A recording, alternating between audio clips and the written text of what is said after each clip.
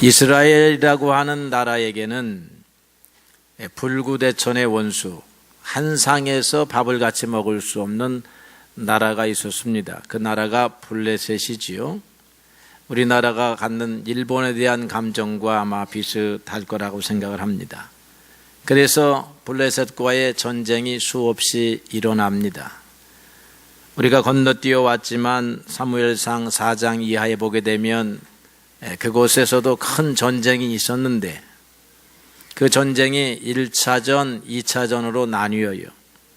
처음에 1차전 전쟁에서는 이스라엘 군인들이 4,000명이나 죽으면서 패배를 합니다. 다시 이스라엘이 전열을 가다듬고 이번에는 제사장님들이 제발 법궤를 메고 앞장을 서시오 이렇게 해서 엘리 제사장이 자기의 두 아들 홈니와 비느하스에게 법궤를 메어 가지고 총력전으로 전쟁을 했는데 거기에서는 이스라엘 군인이 3만 명이나 죽고 그리고 제사장이었던 홈니와 비느하스도 죽임을 당하게 되고 법궤도 빼앗기는 일이 일어나게 되었습니다. 그런 시간을 거쳐서 이스라엘이 블레셋의 식민 지배 압제를 받는 상황에서 오늘 사무엘이 다스리는 이스라엘과 또 블레셋이 전쟁이 일어나기 직전이다 하는 그런 상황입니다. 이와 같이 하나님을 믿음에도 불구하고 하나님의 백성이라고 하는 이스라엘이 왜 전쟁에서 졌을까라고 반성을 하니까 하나님이 돕지 아니하셨다라고 하는 거죠. 그러면 하나님이 우리를 도우려고 하면 어떻게 해야 되느냐라고 했더니 먼저 우리의 죄악을 회개해야 되겠다. 그렇게 사무엘이 백성들을 인도합니다. 사무엘이 그래서 3절에 오늘 읽은 말씀 가운데 오늘 읽었나요? 읽지 않았네요. 8절부터 읽었으니까 7장 3절의 말씀을 보니까 이스라엘 백성들이 우상 숭배가 심해요. 그래서 너희가 이방 신들을 제거하고 하나님 앞으로 돌아와라. 너희의 마음을 여호와께로 향하라. 그렇게 권면을 하지요. 그래서 6절에 보게 되면 그들이 금식을 하고 하나님 앞에 회개하며 미스바에서 기도하기를 우리가 하나님께 범죄하였습니다. 그렇게 회개의 제사를 드리게 됩니다. 참회의 예배를 드림으로써 그들은 다시 한번 여호와께로 돌아오게 되는 거지요. 우리 이사야서 59장 1절 이하에 보니까 하나님께서 이사야를 통하여 말씀하시기를 여호와의 손이 짧아졌느냐 그렇게 묻습니다. 너희가 도움을 받지 못하는 것은 하나님의 손이 짧기 때문이냐? 그렇지 아니하고 너희의 범죄함이라 그렇게 말했습니다.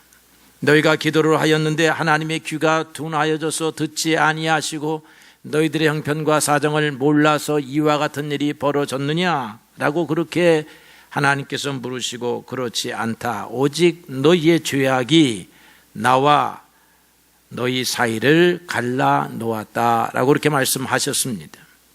그래서 오늘 우리는 하나님의 도움을 필요로 하는 사람들인데 하나님의 도움을 필요로 하면 하나님과의 갈라진 사이를 다시 이어가야 한다라고 하는 것입니다. 하나님과의 사이를 이어가려고 하면 참회의 기도를 드려야 되죠. 진실한 마음으로 참회의 기도입니다. 오늘 이스라엘 백성들은 여호와께 범죄하기를 그들이 우상 숭배를 해서 이방 신상을 섬겼습니다. 여러분들은 이방 신상을 섬기는 사람들은 아니니 하나님 우리는 하나님께 범죄하지 아니하였습니다 라고 마음의 위로를 받을 수 있겠습니다만은 오늘 3절의 말씀에 보게 되니까 너희의 마음을 여호와께로 향하라 라고 하는 이 말씀에 비추어 보니까 우리의 한 주간의 삶이 하나님을 향하여 살지를 아니했다라고 그렇게 말할 수 있습니다. 왜 우리는 하나님을 향하여 살지 아니하였느냐? 요한일서를 보니까 우리가 세상을 사랑했기 때문이고 세상을 사랑하는 사람들은 육신의 정욕을 따라 안목의 정욕을 따라 이생의 자랑을 따라 살았다라고 그렇게 말하고 있습니다. 우리의 몸이 요구하는 대로 우리의 눈이 바라보는 대로, 우리의 입술이 하고 싶은 대로 그렇게 살아간 것은 하나님을 바라본 행위가 아니요, 하나님을 신뢰한 행위가 아니었다라고 하는 것입니다. 그래서 오늘 예배 시간에 교회들이 참회의 시간을 두는 이유는 여러분과 하나님의 사이를 다시 연결시켜 주려고 두는 시간입니다. 하나님 앞에 나올 때 하나님을 믿고 하나님 앞에 기도하면 된다 하기 이전에 우리의 살아온 삶을 회개하고 하나님 앞에 서야 하는 것입니다. 그래서 오늘 이스라엘 백성들은 사무엘의 인도를 따라 그들의 살아온 우상 숭배의 삶을 회개하고 다시 마음을 합하여 하나님 중심으로 하나가 되었습니다. 이러한 사실을 지켜보고 있던 블레셋 백성들이 야, 이스라엘이 오합지졸에 4분 5열된 백성인데 오늘 가만히 보니까 하나로 뭉치고 있다. 저렇게 뭉치면 어떻게 해야 돼요? 가서 흩어져 놔야 됩니다. 그래서 다시 전쟁이 일어나게 되었다. 힘이 약한 이스라엘 백성들에게 또 한 번의 위기가 찾아왔습니다. 이스라엘 백성들은 이번에는 우왕좌왕하지 않습니다. 두려워하지를 않습니다. 그리고는 기도로 무장을 했기 때문에 이제야 비로소 하나님 앞에 기도하게 되었다라고 하는 것입니다. 하나님의 능력에 대한 신뢰가 일어나게 되었습니다. 이제는 세상의 조건보다 하나님의 능력을 바라보게 되었다라고 하는 것입니다. 하나님의 능력을 바라보지 아니하고 하나님의 약속을 신뢰하지 아니하면 우리는 날마다 일어나는 세상 풍랑 때문에 두려워하고 염려합니다. 그러나 믿음의 사람들은 보이지 아니하는 하나님의 손길이 우리를 붙들고 계시다 하는 이 믿음 속에 있기 때문에 어떠한 시련과 환난 속에서도 두려워하지 아니할 뿐만 아니라 하나님을 향하여 고개를 들고 두 손 들어 기도하는 사람들이 되었다라고 하는 것입니다. 시련은 인간의 능력보다 크지만 기도하는 일을 절대로 삼킬 수가 없고 기도는 시련보다 더 큰 능력을 가지고 있는 것을 우리가 믿어야 하겠습니다. 야고보서 5장 16절 이하에 보게 되면 의인의 간구는 역사하는 힘이 큼이니라 그렇게 말했습니다. 엘리야는 우리와 성장이 같은 사람이로되 그가 비가 오지 않기를 간절히 기도한 즉 3년 6개월 동안 땅에 비가 오지 아니하였다가 다시 기도하니 하늘이 비를 주고 땅이 열매를 맺었느니라 했습니다. 환난 날에 나를 부르라 내가 너를 건지리라 주님께서 약속을 하셨습니다. 사람의 힘으로는 할 수 없으나 하나님은 하실 수 있으니 너희가 진실로 회개하고 하나님 앞에 나와 하나님을 향하여 두 손을 들 때에 하나님께서 응답하시는 분이시라고 하는 것입니다. 이사야서 58장 9절에 보니까 내가 부를 때에 나 여호와가 응답하겠고 내가 부르짖을 때에 내가 여기 있다 하리라 했습니다. 시편 81편 10절에 보게 되면 내 입을 크게 열라 내가 채우리라 했습니다. 그러므로 우리는 환난을 만나여 기도해야 하는 것입니다. 하나님은 믿음을 가지고 당신의 자비를 바라보는 사람들을 기뻐하십니다. 그래서 오늘 보니까 이스라엘 백성들이 힘들이지 아니하고 전쟁에서 승리합니다. 하나님이 대신하여 싸워주신다. 오늘 보니까 이스라엘 백성들이 힘들이지 않고 싸울 수 있도록 블레셋 진영에 큰 우레를 보내셨다라고 그렇게 말하고 있습니다. 우레, 천둥과 번개예요. 이스라엘 진영은 멀쩡한데 블레셋 진영에는 천둥 소리가 번개가 요란하게 일어났다라고 하는 거죠. 이게 하나님의 역사입니다. 하나님은 만물의 주인이시기 때문에 구름도 사용하시고 이슬도 사용하시고 천둥도 사용하시고 태풍도 사용하시고 바다의 파도의 물결도 사용하시는 하나님이십니다. 만물이 하나님의 종이에요. 하나님의 명령을 기다립니다. 그래서 하나님이 이번에는 우레를 통하여 번개를 통하여 이스라엘을 도우셨다는 거죠. 기이하신 도우심이라고 하는 것입니다.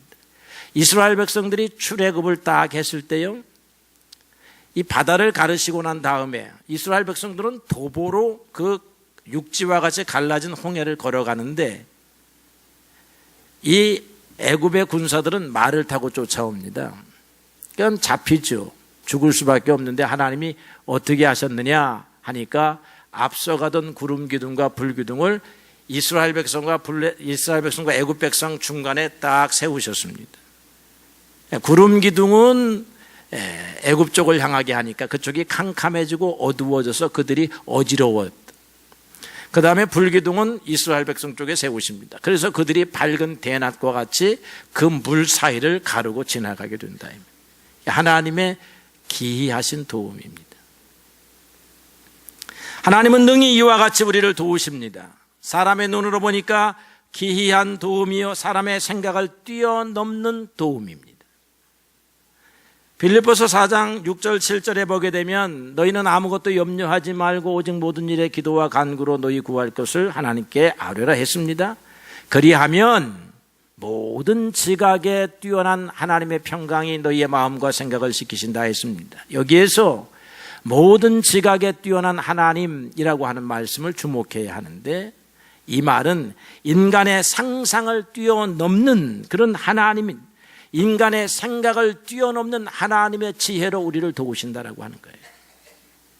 우리가 하나님 앞에 기도할 때 하나님 이 방법으로 도와주세요라고 기도하지만 여러분 그렇게 기도하지 마세요. 하나님의 능력을 제한하는 것입니다. 하나님은 우리를 도울 방법을 수천 수만 가지를 가지고 계세요. 우리가 하나님이 우리를 도울 수 있는 방법은 10가지입니다 100가지입니다 하지만 하나님은 그거보다 훨씬 더 많은 방법을 갖고 계시고 훨씬 더 많은 수단을 갖고 계시는 거예요. 그래서 이것을 우리 사람의 생각으로는 짐작하지 못하는 거예요. 하나님의 지혜는 사람의 생각을 한참이나 뛰어넘습니다. 그래서 우리는 하나님 도와주세요 그렇게 기도하는 것이지, 하나님 요렇게 도와주세요 그건 하나님의 능력을 제한하는 것이다 라고 하는 거예요. 그렇게 도움 받아봐야 신통치 아니한 도움입니다. 여러분 하나님 도와주세요 라고 하였더니 하나님께서 사람의 생각과 지혜와 사상과 능력을 뛰어넘는 방법으로 도와주신다. 그 예가 성경에 여러 번 나와 있지요. 몇 가지를 소개하면요, 야곱에게 이런 하나님의 기이한 사랑이 나타났습니다. 그의 외삼촌 라반이 야 이제부터 얼룩이 점박이가 내 품삯이 되리라 그러면 남아있겠지 그렇게 속입니다. 자연적 현상으로 보게 되면 그냥 민자가 나오는 것이 많지 얼룩이 점박이는 안 나온다 이 말이에요. 어쩌다 돌연변이로 나오는데 그거 내 품삯으로 하면 되겠다라고 하니까 야곱이 옛날에는 똑똑했는데 지금은 좀 바보가 되었는지 아이고 품삯을 주시는군요 하고서는 그걸 덜컥 계약을 했다는 거죠. 그런데 하나님이 하시는 일 좀 보십시오. 나오는 것마다 얼룩이요 점박이었다라고 하는 것입니다. 이 하나님의 기이한 도움이에요. 여러분 세상 사람들과 머리로 견주어서 사기당하지 아니하고 속임당하지 않으려고 애쓰지 마세요. 머리만 피곤합니다. 하나님이 도와주시면 그 사람들의 속임수에 그들이 넘어가는 일이 비일비재한 것을 여러분들이 아시기를 바랍니다. 모세를 보니까요, 애굽 왕이 이스라엘 사람들의 남자의 숫자가 늘어나는 것이 두려워가지고 사람들에게 명령하기를 이제 이스라엘의 어린아이 중에 남자아이가 태어나면 죽이라 그렇게 말하는데, 이 모세가 태어났단 말이에요. 그런데 하나님이 어떤 방법을 사용하시느냐 하면 그 명령권자인 바로 왕의 사랑하는 딸에게 마음의 문을 열어서 이 어린아이가 히브리 아이인 것을 알면서도 그를 사랑하는 마음을 갖고 궁중에서 몰래 키운단 말이죠. 사실 바로 왕이 무엇을 두려워했느냐면 이 모세와 같은 사람을 두려워한 거예요. 앞으로 태어날 사람 가운데 이스라엘의 지도자가 태어나지 않게 하려고 한 건데, 하나님은 너무나 놀라운 방식으로 수색 대상이 되지 아니하는 그 바로 임금의 딸의 방 안에서 키우게 하더라 이 말이죠. 이게 하나님의 기이한 방법입니다. 여러분 하나님이 도우시는 방법은 기이합니다. 하나님이 도와주시기만 간구해야지 하나님이 이번에 이 모양으로 요참에 이 순서에 이렇게 도와주세요 그렇게 하면 여러분 낭패를 당할 때가 있어요. 또 여러분이 기도를 그렇게 해놨기 때문에 하나님도 여러분의 기도를 들어주시느라고 머리가 복잡하실 것이다 라고 하는 것입니다. 홍해에 가르는 사건을 봐도 기이하지만 쫓아오는 애굽 군대와 이스라엘 백성 사이를 가르는 구름 기둥과 불 기둥도 기이한 것입니다. 여러분, 그러므로 하나님께서 여러분들을 사랑하시고 도우시고 기이한 방식으로 여러분들을 인도하신다는 사실을 믿으시기를 바랍니다. 이제 진짜로 중요한 것은 그럼 뭐냐? 오늘 사무엘이 승리하고 난 다음에 거기에다가 기념비를 세웠습니다. 그리고는 그 기념비의 이름을 에벤에셀이라, 지명 이름을 에벤에셀이라 그렇게 썼다라고 하는 것입니다. 사실 우리가 사무엘상 4장을 읽어보게 되면 1차전에서의 패배가 에벤에셀입니다. 에벤에셀이라고 하는 지명에서 싸워요. 그래서 오늘 승리는, 이 두 번째의 승리는 패배했던 장소에서의 승리입니다. 옛날에는 이스라엘 백성들이 자기 힘으로 싸웠는데 그곳에서 졌고, 이번에는 하나님이 간섭하시고 하나님이 도와주심으로 싸워서 힘 하나 들이지 아니하고 번개와 뇌성이 치는 그곳을 향하여 가서 보리이삭 줍듯이 승리했다라고 하는 것입니다. 제가 이 천둥, 번개, 우박에 대해서 좀 이렇게 찾아보니까요, 우리나라는 평균 1년에 이 벼락을 맞는 사람이 한 20명에서 30명입니다. 벼락 맞는 사람. 그래서 죽는 사람이 8명에서 10명이에요. 벼락 맞아서 죽는 사람이 우리나라는 8명에서 10명. 미국의 통계를 보니까요, 한 해에 벼락 맞아 죽는 사람이 100명, 150명 됩니다. 굉장한 숫자이죠. 이 벼락 맞아 죽는데 소련에서, 러시아에서 이런 부부가 있었답니다. 두 사람이 풀밭으로 나갔는데 이 벼락이 쳤단 말이에요. 벼락이 치니까 여자가 무서워가지고 남편의 품 안에 안기니까 남자가 이 아내를 달래주려고 키스를 했어요. 입술을 맞추었어요.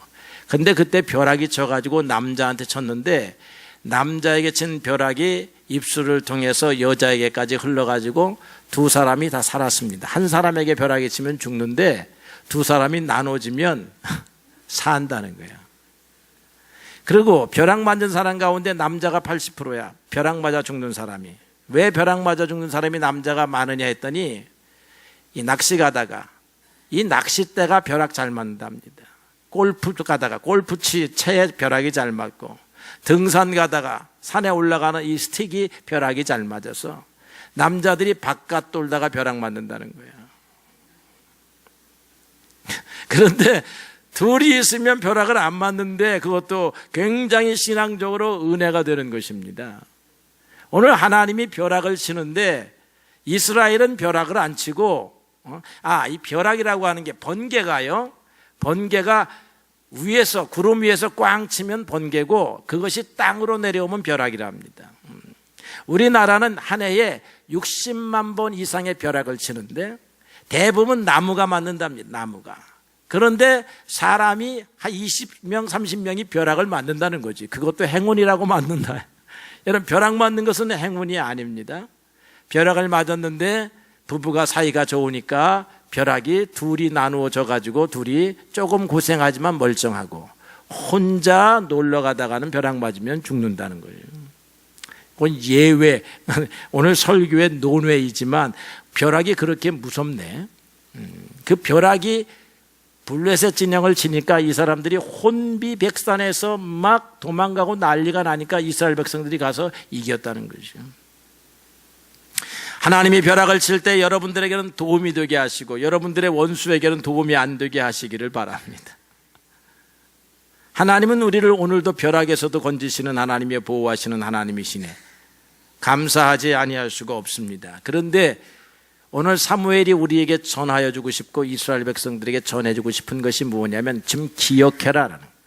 하나님이 너희들을 도우신다 하는 사실을 기억하라는 거예요. 그리고 지금까지 도우셨다라고 하는 사실도 기억하라고 하는 것입니다.